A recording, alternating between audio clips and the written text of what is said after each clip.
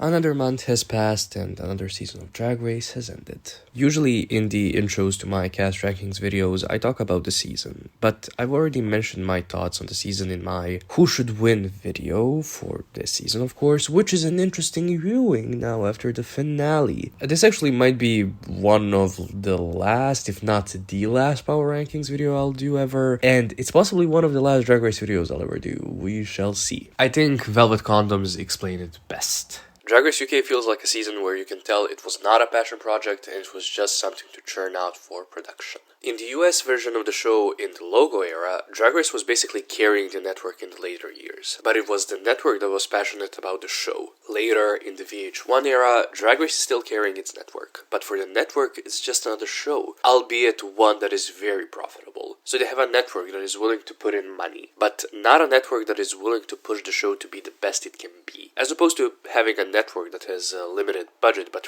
really is excited about the project, I think that BBC 3 is in the same situation as VH1 is on the other side of the pond. Drag Race got BBC 3 back on the airways and the BBC knows it. But we also know the BBC hates the Skittle community. So we have a network being carried by a show where the network does not like the show but knows it keeps eyes on them.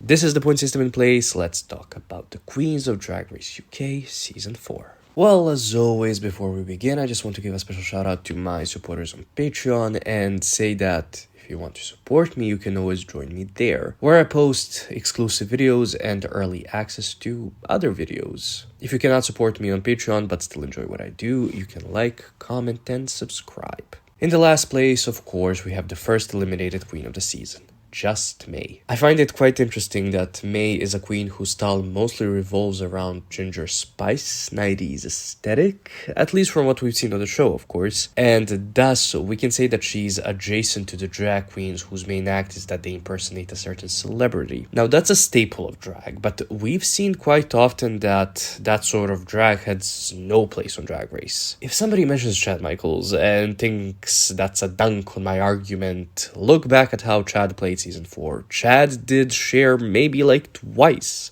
As the first eliminated queen, Just May did not have a lot of time to shine on the season, so that's all I can say about her. In the 11th place, we have the second eliminated queen of the season, Starlet. Even though she's an early out, Starlet has a good-ish track record. 2 points per episode score is pretty good considering that she competed in only 2 episodes. Her high placement in episode 1 was a good, whatever would be the good version of Red Herring, I don't know. Simply because Starlet was the same archetype of the young fashion queen that Crystal was. The moment you realize what archetype she was cast as, you realize that she's not going to win the season because they cannot have the same archetype 2 seasons in a row, even though she had a good showing in her first episode. Her elimination is kinda iconic though. In the 10th place, we have the third eliminated queen of the season. Wow, these girls are sticking to the form. We have Topp, a queen with one of the worst track records for somebody that has a Maxi Challenge win. Even though Topp had an important placement in all 3 episodes she was in, she was just kind of there to add padding to the cast, never getting anything worth of substance regarding her showing there. Due to the LOL everybody wins thing in episode 2, her only high moment of the season when she could have been praised for going from low to win was just kind of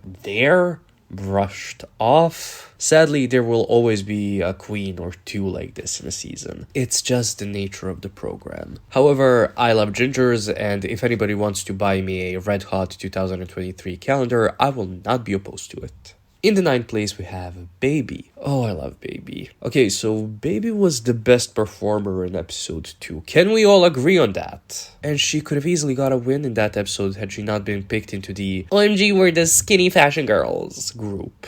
Did season 7 episode 2 teach you nothing when it comes to picking teams? Anyways, basically she could have had 2 wins alongside Dakota in episode 3, and then their bottom 2 lip sync would have been even more epic. Anyways, I really enjoy Baby's style and love how she left the competition on her own. I hope there is a queen once per season that tells Ru straight up, hey, so this is not good for our psyche, can you all change something up a bit. If Baby ever decides to return to a future Drag Race season, she's winner material. In the 8th place, we have Black Peppa. Black Peppa, holy shit, yeah, she's this low. So, if Drag Race gives you a Maxi Challenge win in episode 1, they believe in you to be a good representation of that season and a possible winner. If they give you a Maxi and a Mini Challenge win, they're basically telling the audience, hey, so this is who we want to win. Sadly, their producing backfired on them, and Peppa's one triumphant episode seems like a statistical error in her track record more than anything.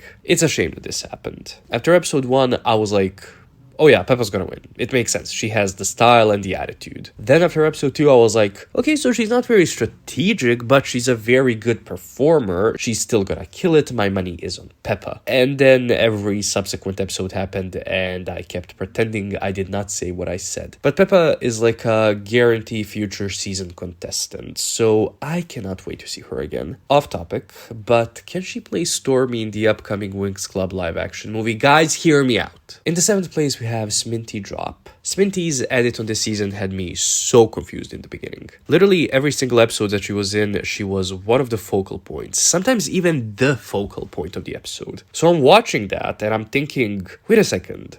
So she's staying until the end. She must, why is she getting all these character moments if she isn't even going to be in the competition? And then I thought, well, it's either that or she's an early out. Me remembering that modern Drag Race has no clue how to do season-long storylines, I should have known Sminty was just going to be an early out. So it's me. Hi.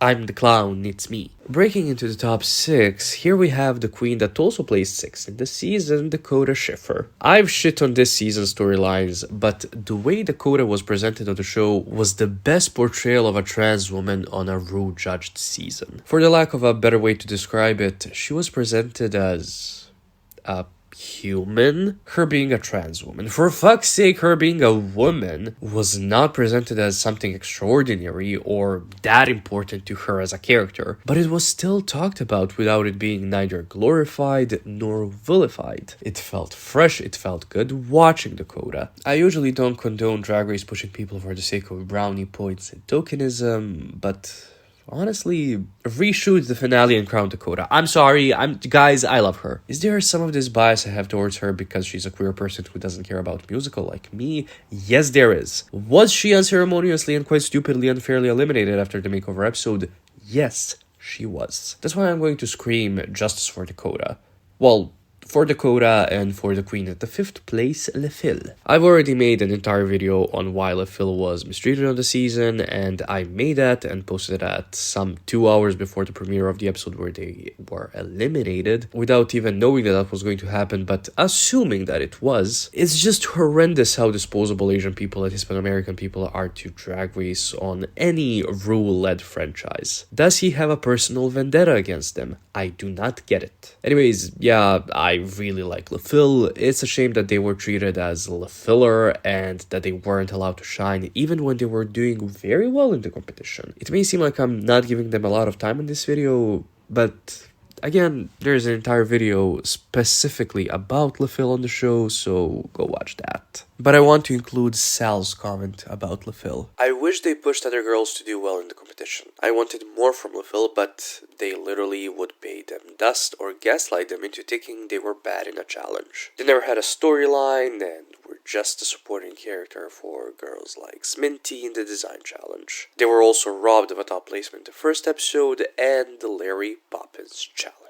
In the 4th place, we have Jonbers Blonde. Yeah, a fireproof filler queen in any other season of any other franchise. Jonbers Blonde for some reason charmed the judges and was kept and pushed for no reason really, other than there needing to be a non-English queen in the top 4. Oh my god, you're so hateful and you're trash. Why are you discrediting her? Nobody's discrediting Jonbers' skills, however, her presentation on the show as Ru said in one of the last episodes, revolved around the fact that she, 1, sucked in most of the challenges, and 2, was Irish, and Irish stereotypes make Ru laugh. The show basically spelled out the only reason why Jonbers was in the top 4 in the 9th episode, also with Snatch Game, and it's a shame, because most of the younger fans still condone RuPaul's behaviors, and also see Jonbers the same way RuPaul did, and thus, Jonbers gets remembered by the majority of the fandom only as the Irish queen that was below the high placement for 2/3 of the season, which is a shame. In the 3rd place, we have Pixie Polite. I feel bad for Pixie because she could have had the season's most interesting storyline and the production never took a shot at it. From episode 2 onwards, the show put a spotlight on Danny, while also keeping Pixie a tiny little bit in the spotlight as well. Pixie played a supporting role in a season that had Danny as the main character, and Pixie wanted nothing else but to be the main character. She was frustrated, she wanted to get a win, she wanted to be recognized for her talents, and then that clash between her and Danny never happened. The producers edged us for about 6 episodes and never pulled the trigger. Obviously, this partially did happen because, well, when could have Danny been in the bottom 2 this season? Literally never. But in a way, they did wrap Pixie's storyline in the 9th episode with her going home and Danny winning the last challenge of the season. Up until now, we've had queens whose track records did not go above 3. This is the first season when this has happened, where 2 queens dominated the season so much that nobody else in the cast even got a PP score higher than 3. There are only 2 episodes in the season when Danny or Cheddar did not win a challenge, episode 1 and episode 3. In the 2nd place, we have Cheddar Gorgeous. Cheddar is one of my favorite queens of this season. I like her style, I like that she's intelligent with her drag, but she's constantly on the line of being pretentious but never crossing the line. I've heard that she did not want to be on Drag Race UK before the show had a woman on there, and that she auditioned after Victoria Scone was in season 3. That's kind of a big dick move. She knows that the show wants her on there and would benefit from her legend status in the community, but she's like, no, I'll come when you stop being sexist. I mean, the show still is sexist, but they're not overtly sexist. Cheddar sadly did not have a storyline in this season, but even so, she was always a joy to watch. At least to me. I'm sorry, I love boring, monotone people with giant black eyes. In the 1st place, we have the legend herself, Danny Beard. Is Danny's visual style of drag to my taste? No. Is Danny's personality to my taste? 90% of the time, yes. Was Danny my favorite queen of the season? Absolutely yes. Danny needs to have her own show in the UK. She's funnier than all of the male comedians there. Prove me wrong, you can't. Even though she never plays below the safe placement, Danny gave us moments of weakness. In the beginning of the season, she doubted her skills and cried more than Eureka did on season 10's Untucked, and the show never used that as a way to victimize her, which, again, felt refreshing. Good job, Drag Race. And also, of course, good job, Danny, on such a fantastic showing, and for joining a very exclusive group of queens that never placed below the safe placement. Alright, the notes. Here I usually talk about the placements, explaining them, mostly the non-canon ones, so let's just skip until episode 7 when we had our first all queens are on the runway placements. Before I talk about that episode's placements actually, I just want to point out something fun and sexy. The top half of the queens in this season were all safe or below safe in the first episode, while everyone who had a significant placement, except for Black Peppa, ended up being eliminated early. Also, look at the travesty of episode 2's placements. Anyways, episode 7, the makeover episode. Based on the amount of positive and negative critiques, Jonbers should have been safe and Peppa low. But Jonbers did get more negative critiques on the whole family resemblance nonsense than Peppa, so I switched the two. Makeover challenges keep being horrible. In episode 8, the placement seemed quite clear. For the acting challenge, Danny and Cheddar are the only 2 that got positive critiques, and Cheddar won. While Pixie got more negative critiques, so she's low. Similar thing goes for episode 9, where Danny and Jonbers got overall positive critiques, while Cheddar got more negative. I also asked my supporters on Patreon what they thought of this season, and here is what they had to say. Sal said first, let's just hope next season production does not use another black queen just for her performance abilities. Honorable mentions, of course, Stace and Vanity. Peppa was set up with a winning storyline straight out the gate, and she was literally the first black winner of the UK series for about 2 episodes, and the rest is, well... Max also said this. Overall, the season started very strong and was pretty interesting to watch. The cast is very good and diverse enough to make it interesting. But I feel like halfway through it became a little less exciting. I personally like it more when more queens are awarded wins like in US 5, so that the race is closer and every week can change everything. But in this season, no one but the top 2 queens of the season won a challenge after episode 3. Also, please retire the makeover and the acting challenges. Thank you. Velvet Condoms further added their thoughts on the season, saying this: I feel like the season did not utilize its talent very well. You can tell they weren't interested in LaFille or Dakota despite their skills both performing and on the runway. And you can tell that they saw Danny Beard as a narrator rather than someone with storyline potential of their own. And lastly, J Mold said this: I think it becomes a running trend for the UK seasons where the start of the season is good, but then it starts to decline a bit after Snatch Game. This season also reminded me how much I hate acting challenges and UK acting challenges even more than the American ones because the writing is full of popular Drag Race US references. It just feels wrong coming out of a UK queen's mouth. Overall, I think it's been a good season, and both Danny or Cheddar deserve to win, and both Black Peppa and LaFille deserved better. But ultimately, far better than Season 3, and I hope it's a good finale. And that's it. That's the video. That's another season. Do you think the right person won the season? Did your favorite queen win the season? I would say that mine did. That's all for me. Don't forget to like, comment, subscribe, and thank you for watching.